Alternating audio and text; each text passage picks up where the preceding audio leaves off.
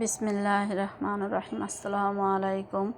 আর শেখ রায়হান ভিডিওতে আজকে আমরা বানাবো প্যাটিস। এটা আমি ডালডা দিয়ে বানাবো না, গরু চবড়ি দিয়ে বানাবো। এখানে আমি ময়দা নিয়ে নিয়েছি পর্যাপ্ত পরিমাণ 2 কাপের মতো, আর দিয়েছি স্বাদ মতো লবণ, আর দিয়েছি একটু চিনি, 1 কাপ চিনি দিয়েছি 1 চা চামচের, আর সয়াবিন তেল দিয়ে এটাকে ভালো করে মেশ করে এটাকে মেখে চেখে এবার আমি এখানে নর্মাল টেম্পারেচারে 1 কাপ পানি নিয়েছি। তো আমি 1 কাপ পানি দিয়ে সুন্দর করে এটাকে মেখে ভালো করে মথে তারপরে এটাকে আমি মথে নেব। এই যে আমি মথে নিচ্ছি। এবার এটাকে আমি ভালো করে অল্প অল্প পানি দিয়ে এটাকে মথে নিতে হবে। যে আমি মথে নিয়েছি। আজকে আমি বানাবো, যেহেতু আমি গরুর চবড়ি দিয়ে আজকে প্যাটিস বানাবো। এই যে আমি এই ময়দাটাকে রেস্টে রেখে দেব। এখন আমি প্রায় আধা ঘন্টার মতো রেস্টে রেখে দেব। আধা ঘন্টা পরে আমি আবার আধা ঘন্টা এই যে আমি এটা কাগজের ভিতরে মুড়িয়ে নিয়ে এবার এটাকে রেখে দিচ্ছি। আর এখানে আমি একটা প্যানে তেল দিয়ে দিয়েছি। এটা আমি একটা পোর বানিয়ে নেব মাংসের কিমা। এই যে আমি গরুর মাংস দিয়ে এটাকে কিমা করব। পেঁয়াজ কুচি আর কাঁচামরিচ কুচি দিয়ে দিয়েছি কড়াইতে একটা প্যানের ভিতরে। এখন এটাকে আমি নেড়ে চেড়ে ভালো করে নেড়ে চেড়ে ভেজে নেব।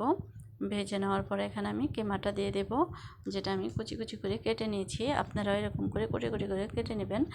আর এটার ভেতরে আমি এখন দিয়ে দেব আদা বাটা, 1 চা চামচ আদা বাটা দিয়ে দিয়েছি। হলুদ গুঁড়া দিয়ে দিয়েছি 1 চা চামচ, আর দিয়ে দিয়েছি মরিচের গুঁড়া 1/2 চামচ, আর এখানে স্বাদ মতো লবণ। এগুলো দিয়ে আমি ভালো করে মিশিয়ে নেড়ে চেড়ে একটু ভেজে নেব।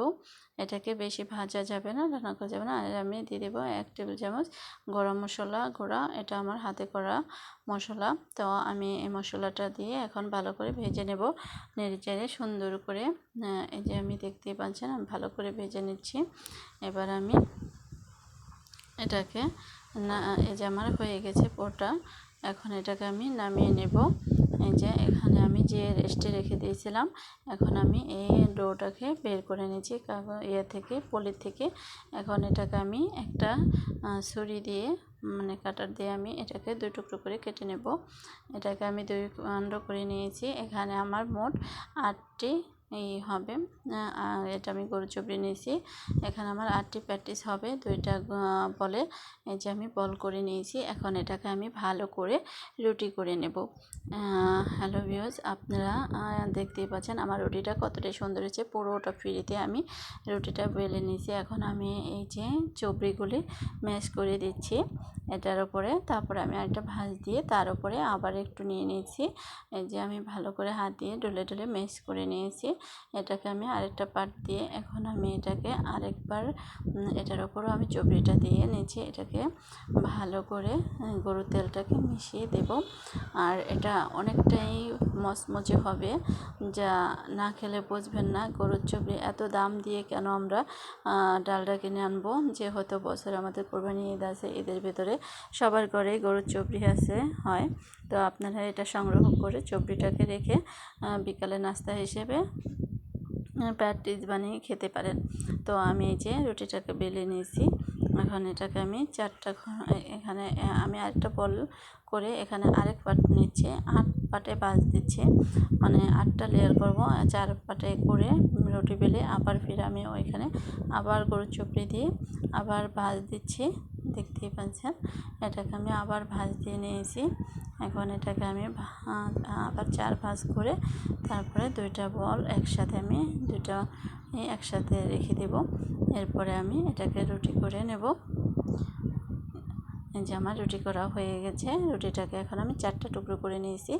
যে আমি এখানে এখন যে কিমাটা করে নিয়েছিলাম ওই কিমাটা দিয়ে আমি 4টা ভাঁজ করে এই কিমাটা ভেতরে দিয়ে এবার আমি শেপ দিয়ে নেব। এই যে আমার কি মোটা মোটা করে রুটি করেছি, এই মোটা রুটির ভেতরে দিয়েই আমি একটা ডিমের কুসুম ভেঙে নিয়েছি। ডিমের কুসুমটা আমি একটু দিয়ে এটাকে লাগিয়ে নিয়েছি কর্নারের ভেতরে। তো আপনারা এভাবে দেবেন। দেখতেই পাচ্ছেন কতটাই সুন্দর হয়েছে। আর আমার ভিডিওটা যদি ভালো লাগে তো আমাদের ভিডিওটাকে সাবস্ক্রাইব করে রাখবেন। আর আপনারা একটা লাইক কমেন্ট শেয়ার করবেন, যে কেমন হয়েছে বলবেন প্লিজ।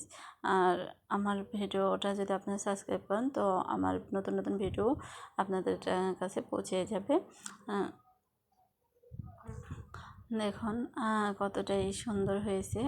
প্যাটিসগুলো ভাজলে আরও কত সুন্দর হবে দেখতে। এই যে আমি 4টা প্যাটিস হয়ে গেছে। এই 4টার ভিতরে এখন আমি একটা কেকের মোল নিয়েছি। আমি এই কেকের মোলের ভিতরে তেল ব্রাশ করে নিয়েছি। এখন এখানে আমি চারটি আনবে না, এটার ভিতরে আমি 3টি দেব। আর এটা আমি 3বারে বেক করতে হবে, 3বারে বেক করব। তো এই যে দেখতেই পাচ্ছেন আমার প্যাটিসটি কতটাই সুন্দর হয়েছে। এখন আমি ডিমটা ব্রাশ করে দেব। এই যে আমি এর ওপরে সুন্দর করে ব্রাশ করে দিচ্ছি। দেখতেই পাচ্ছেন কতটাই সুন্দর হয়েছে। গরুর চবড়ি দিয়ে যে এত মজা লাগে প্যাটিস খেতে, তা আপনারা না খেলে বুঝবেন না। তা আপনারা এটা বাড়িতে ট্রাই করবেন, বানিয়ে দেখবেন যে কতটাই ফ্লাফি, কতটাই সুন্দর। যে দেখতেই পাচ্ছেন। তো আমি আপনাদের কাছে হ্যালো ভিউয়ার্স, আমি অনেক দিন ধরে ভিডিও দিতে পারছি না, ভিডিও দিচ্ছি না, কারণ ভিডিওর আমার লিস্ট কমিয়ে দিয়েছে। তাই আমার মনটা খুব খারাপ, তার জন্য আমি ভিডিও বানাতে আমার উৎসর্গ লাগছে না, তাই আমি ভিডিও দিচ্ছি না। এই যে দেখছেন আমার প্র্যাকটিসটা কতটাই সুন্দর হয়েছে। এখন থেকে আমি আবার ভিডিও দেব। তো আপনারা যদি আমাকে সাপোর্ট করেন, আমার ভিডিও বানাতে উৎসর্গ লাগবে, ভালো লাগবে। দেখতেই পাচ্ছেন আমার প্যাটিসটি কতটাই সুন্দর হয়েছে, মুচমুচে হয়েছে। মনে হয় যে ওভেনের থেকে মনে হয় বানিয়ে করেছি, না এটা আমি চুলায় বেক করেছি। এটা আমার চুলায় বেক করা প্যাটিস গরুর চবড়ি দিয়ে। দেখতেই পাচ্ছেন কতটাই সুন্দর হয়েছে। আসসালামু আলাইকুম।